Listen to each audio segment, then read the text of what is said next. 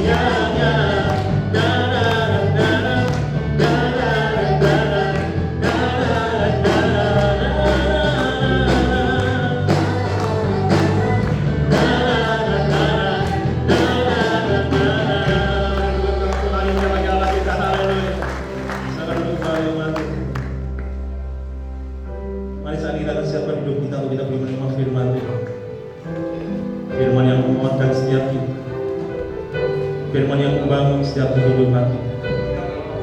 Terima kasih Tuhan. Banyak hal yang kami alami dalam setiap kehidupan kami. Kami percaya Tuhan tidak akan pernah membiarkan kami sendiri. Kenapa pujian ini? Banyak yang kau perbuat di dalam hidupku, rencana indahmu terjadi di hidupku. Bapa yang mengerti segala yang ku perlu, kasih-Mu sempurna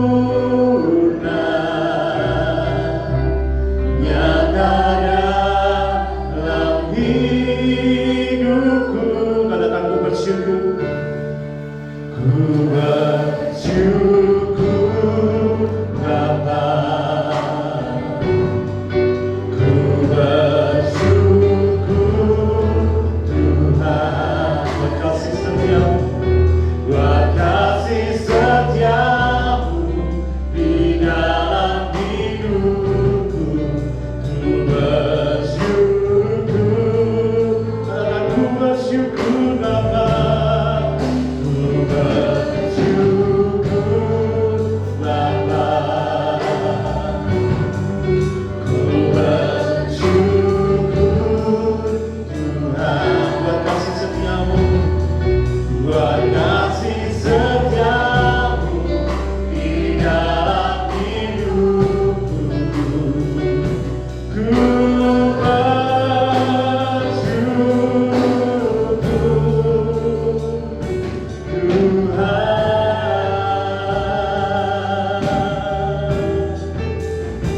Pada usia ini, rencanamu indah dalam setiap kehidupan kami.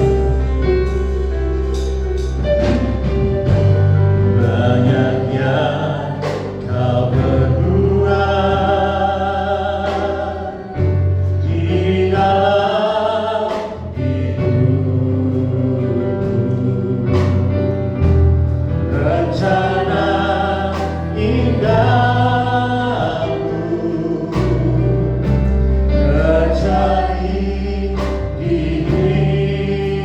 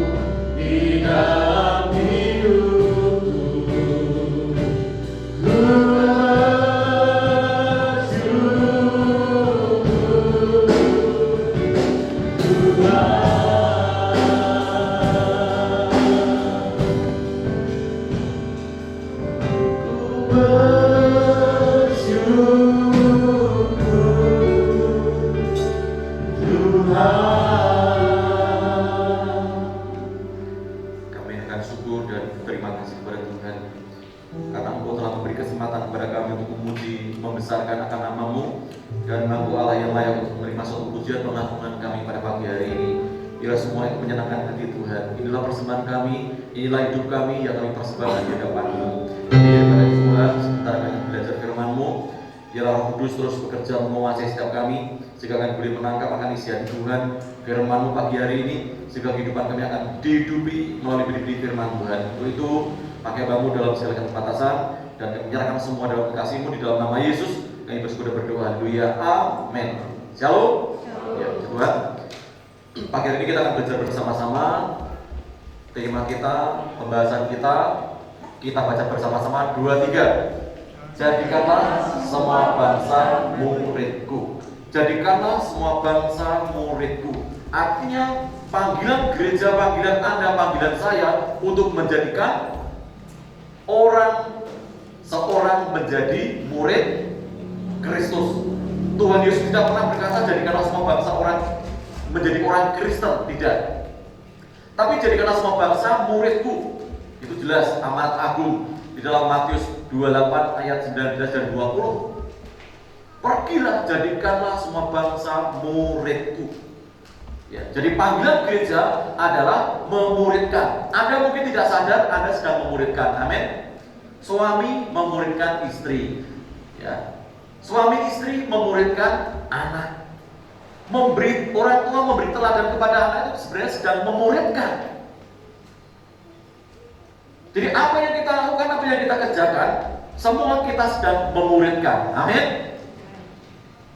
Baik melalui perkataan kita, baik tingkah laku kita, baik dalam sikap kita, dalam kehidupan kita, sedang memuridkan. Nah, kalau Pak Prabowo mungkin lebih banyak muridnya di Lamongan sana, ya toh. Karya banyak itu muridnya semua. Kalau murid saya mungkin sekitar 100 lebih lah. Semua sedang memuridkan satu persatu. Orang tua memuridkan anak, anak dimuridkan mungkin di sekolah, mungkin di rumah. Jadi panggilan gereja adalah panggilan memuridkan. Kita melihat sejenak corona. Ini sudah sejak corona masuk Indonesia yang diumumkan Presiden Jokowi pada 2 Maret 2020. Makanya gereja-gereja banyak yang online, bukan offline. Agama dan coronavirus saling berhadapan dan di banyak sisi. Ya, suatu pembatasan, suatu peraturan dibuat di situ. Negara kita, ISIS, menyebut pandemi sebagai pembalasan ilahi. Konsep mereka seperti itu. Itu ya, gara-gara mereka menangkapi anggota ISIS, ya tahu. Konsep mereka. Ya, pembalasan ilahi artinya apa? Dibalas oleh mereka, oleh Allah. Bahkan tokoh agama menganggap itu adalah tentaranya Allah. Corona itu sebagai tentara Allah yang akan menghancurkan suatu negara karena mereka tidak mendukung ini. ISIS. Justru ISIS mau ditumpas dari muka dunia ini. Semua melawan karena ini sangat ngeri sekali. Ahli feng shui anggap itu sebagai dominan elemen logam dan air di atas, api di awal tahu tikus, dan solusi penangkalannya. Ini feng shui. Orang sains yang masih punya getol dengan adat tahu tikus, tahu pemenang. Ini sebagai suatu dominan elemen logam dan di atas, air di atas. Agama Nasrani menganggap trompet peringatan Tuhan untuk kembali kepada gereja mula-mula di rumah-rumah. Trompet, kalau bukan dengan kita payu, banyak pembahasan tentang trompet. Apapun anggapan ini semua, kita harus menanggapi secara positif bahwa pandemi yang terjadi pasti ada suatu rencana Tuhan di dalamnya. Amin. Tuhan izinkan segala sesuatu terjadi. Kita tidak menganggap bahwa itu balasan ilahi, enggak. Itu justru sebagai suatu kasih karunia. Amin. Bagi kita sebagai kasih karunia. Karena apa? Nah, kita bisa melihat di sini ada suatu perubahan yang dipaksakan. Perubahan yang dipaksakan, baik lingkungan, budaya, ekonomi, dan kelangsungan hidup kita. Semua perubahan yang dipaksakan. Berubah tapi dipaksa, bukan berubah secara pelan-pelan. Coba kita melihat yang kuliah-kuliah itu. Kalau dulu offline, enak loh, tatap muka langsung dengan dosennya, komunikasi lancar, bisa cepikak-cepikuk dengan teman-temannya, bisa kafe bareng di situ. Tapi sekarang harus di rumah, ya, melihat laptop, melihat HP. Ini perubahan yang dipaksakan. Kalau tidak kita mengikuti, kita ketinggalan pelajaran, ketinggalan mata kuliah, dan ketinggalan pekerjaan tentunya.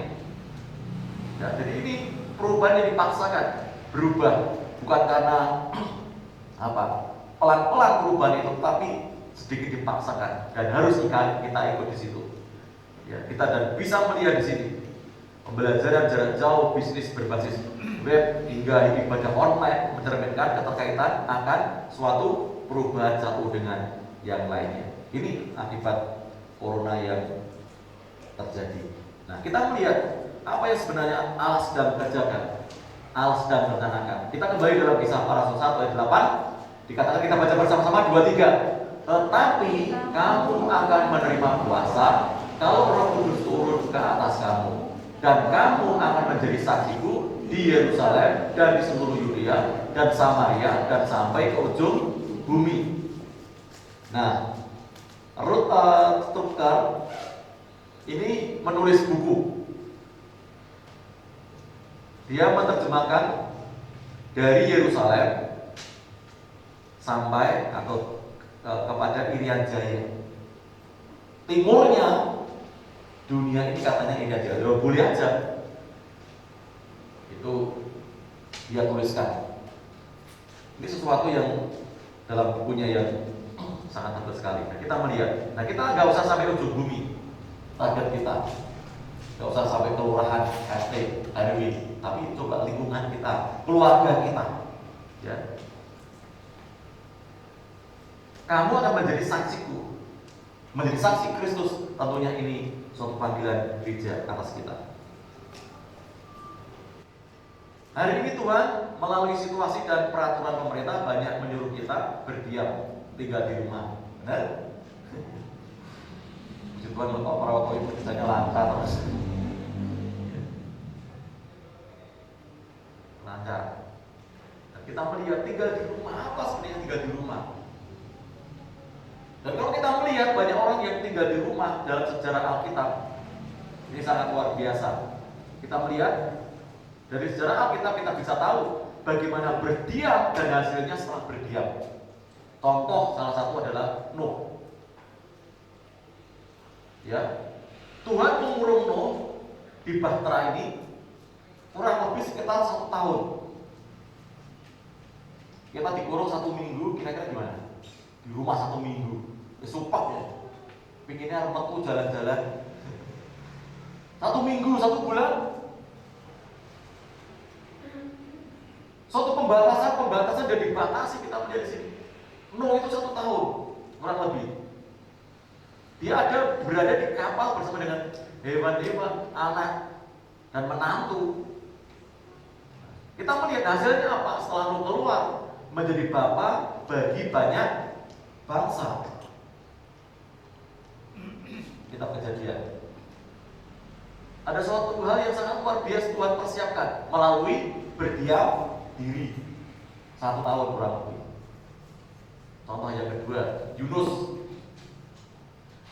Yunus harus berdiam 3 malam, tentunya 3 hari 3 malam di perut ikan besar, sebelum membuat Nineve bertobat. Coba 3 hari dia berdiam diri. Dan kita melihat Yunus pasal 2 itu dia berdoa dan lain sebagainya. Sebenarnya dia tidak mau, tapi kembali setelah Yunus keluar dari perut ikan, Nineve bertobat.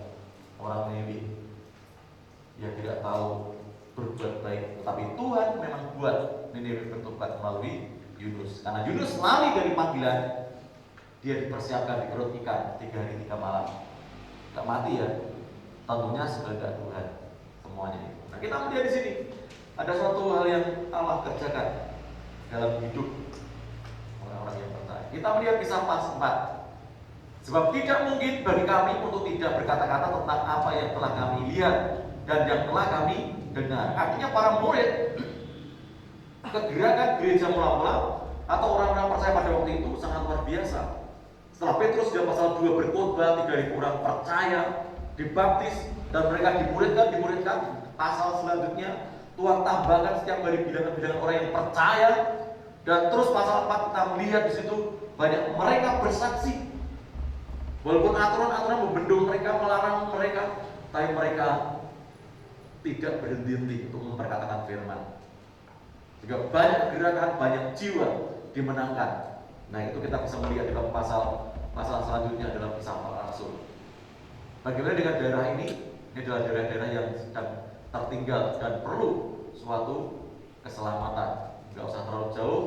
Bagaimana dengan lingkungan kita, bagaimana dengan keluarga kita. Nah, di dalam Yohanes 4 ayat 35 dikatakan, bukankah kamu mengatakan 4 bulan lagi tibalah musim menuai, tetapi aku berkata kepadamu, lihatlah sekelilingmu dan pandanglah ladang-ladang yang sudah menguning dan matang untuk dituai. Tapi panggilan Anda, panggilan saya, menuai jiwa. Amin. Memuridkan mereka, panggilan kita memuridkan mereka.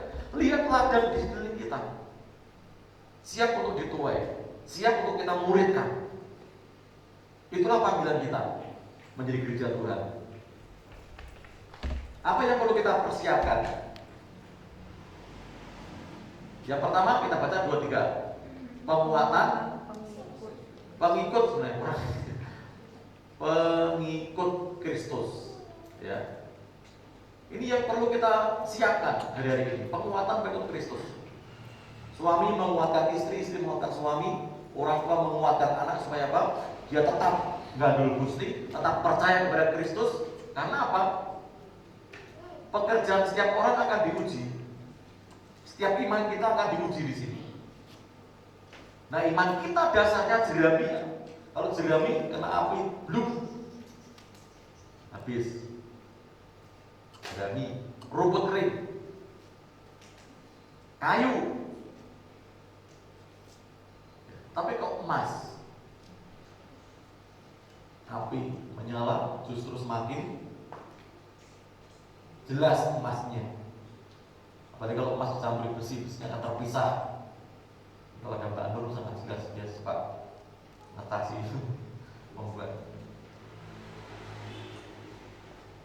Iman kita akan semakin begitu. Perlunya gereja Tuhan, penguatan iman pengikut Kristus, dikuatkan, diteguhkan supaya apa?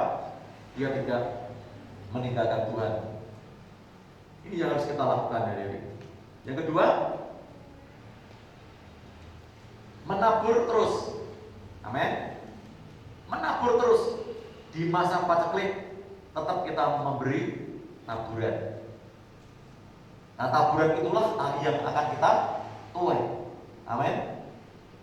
Anda sedang menabur kebaikan, suatu saat Anda akan menuai kebaikan itu. Mungkin dari orang lain, mungkin dari orang-orang yang tidak disangka. Anda tidak menuai kebaikan sekarang atau besok, mungkin anak cucu kita akan menuai kebaikan. Jadi setiap taburan tidak akan pernah sia-sia. Anda sedang menabur kemurahan, mungkin Anda tidak menuai hari ini atau besok atau 1 tahun berikutnya, tapi anak cucu kita akan menuai kemurahan dari orang lain.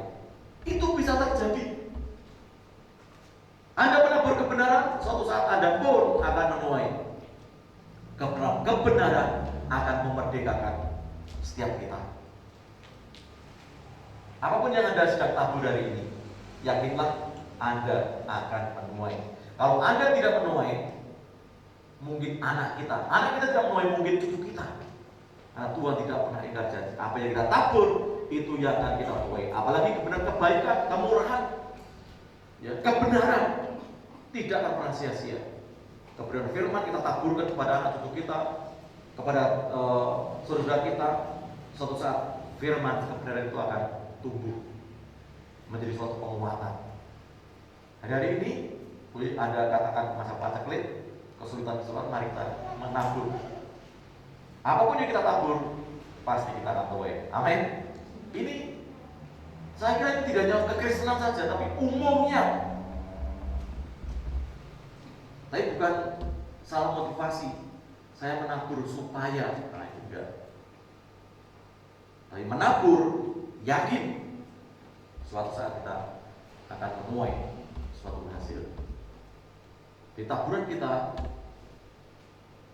di tengah-tengah kondisi, boleh dikatakan kesulitan hari-hari ini, mari kita tetap menabur. Karena taburan kita itu yang akan kita tuai nanti. Ini konsep misi, konsep kesehatan pertumbuhan gereja. Jadi gereja ada utusan misi, ada di sini. Terus semakin berkembang menjadi sel group dengan jiwa-jiwa yang dilayani. Sel group bertambah, kalau yang terkenal itu prinsip 12, jadi 12 murid seperti murid Kristus. Kalau sudah 12, pecah lagi. Dan terus itu akan menjadi satu gereja yang sehat dan bertumbuh. Jadi gereja yang bertumbuh, gereja yang sehat pasti bertumbuh perkembangannya, baik keyakinannya, kepercayaannya, dan kesetiaannya kepada Tuhan. Yang ketiga, dalam kondisi situasi yang sedang kita hadapi, mari kita saling menolong. Galatia 6 ayat 2, bertolong-tolonglah menanggung bebanmu, demikianlah kamu memenuhi hukum Kristus. Ya. Bertolong-tolonglah menanggung bebanmu. Dari satu dengan yang lain, ini Paulus berkata kepada jemaat di Galatia, gaya kehidupan kekristenan harus hidup saling tolong menolong. Kalau bahasa desa itu gotong royong, gotong royong. Kalau belajar itu diangkat diri tidak akan kuat, tapi kalau rame-rame diangkat pasti bisa sampai di atas. Dari setiap beban, mari kita akan bersama-sama bertolong-tolonglah menanggung beban. Jadi beban itu bisa ringan. Setidaknya kita mendoakan, gitu ya. Bantu dalam doa, ya kita doakan. Bebannya apa, pergumulannya apa. Nah ini sesuatu yang harus ada dalam kehidupan gereja kita hari-hari ini. Sedang kita mempersiapkan murid Kristus, sedang kita mempersiapkan generasi kita, pengikut-pengikut kita, supaya mereka pun hidup di dalam kehendak dan rencana Tuhan. Demikianlah juga kamu memenuhi hukum Kristus. Jadi hukum Kristus, ya memang jelas, kasih kepada Allah, kasih kepada sesama. Jadi tidak kasih kepada Allah tapi tidak kasih kepada sesama, itu perlu dipertanyakan kasihnya kepada Allah. Jadi harus ada timbal balik di sini, harus balance ke atas dan ke samping, ke atas prakteknya ke samping. Nah, ini sesuatu hal yang panggilan gereja. Tidak hanya kita menabur, tapi juga kita saling tolong menolong, kita saling mendoakan. Ini sesuatu yang harus ada dalam kehidupan gereja Tuhan. Nah, pintu sedang dibuka di Indonesia tentang tuayan. Jadi banyak pergerakan di sini. GPI juga ada bagian di dalamnya. Nggak usah terlalu jauh. Pintu sedang dibuka Indonesia, siap dituai. Tapi pintu keluarga kita, amin. Dibukakan jika anak cucu kita terima Yesus, terima keselamatan. Ini sudah luar biasa bagi kita. Jadi panggilan gereja, mari menjadikan murid, pengikut-pengikut anak cucu kita menjadi orang-orang yang militan di hadapan Tuhan, menjadi pengikut Kristus, pengikut Kristus. Apa yang kita percayai, anak cucu kita juga mempercayainya. Kita doakan, kita gumuli, kita siapkan mereka, sehingga mereka pun akan menjadi pengikut-pengikut seperti yang kita lakukan dalam hidup kita. Amin. Tuhan Yesus berkati kita. Mari kita berdoa. Kita Kita nyanyikan lagu yang terakhir tadi, ku bersyukur sebab kasih setiamu. Ku bersyukur. Mari kita baik diri semua.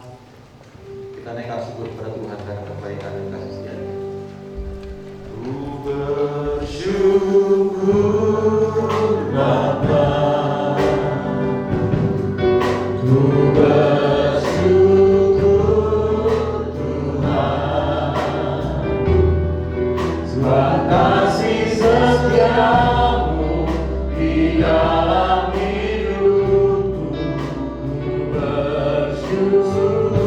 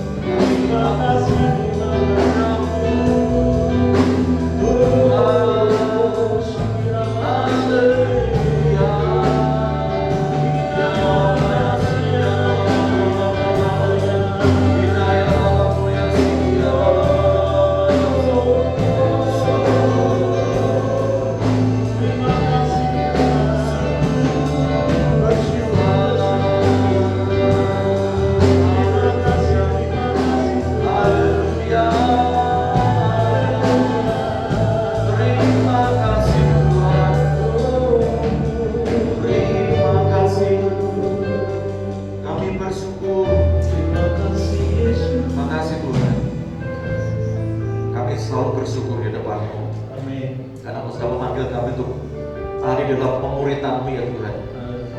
Biar kami menjadi murid-murid yang sejati dalam hidup kami, supaya kami bisa memuridkan orang-orang yang ada di bawah kami. Tuhan beri kemampuan, Tuhan beri hikmat, marifat ilahi, sehingga kami boleh mempersiapkan mereka menjadi pengikut-pengikut Kristus yang militan, menjadi murid-murid yang sejati di depan Tuhan. Terima kasih, biar firman-Mu tanamkan rasa firman kami, dan kehidupan kami dihidupi oleh firman Tuhan. Kami sungguh bersyukur di dalam nama Tuhan Yesus Kristus. Haleluya. Amin.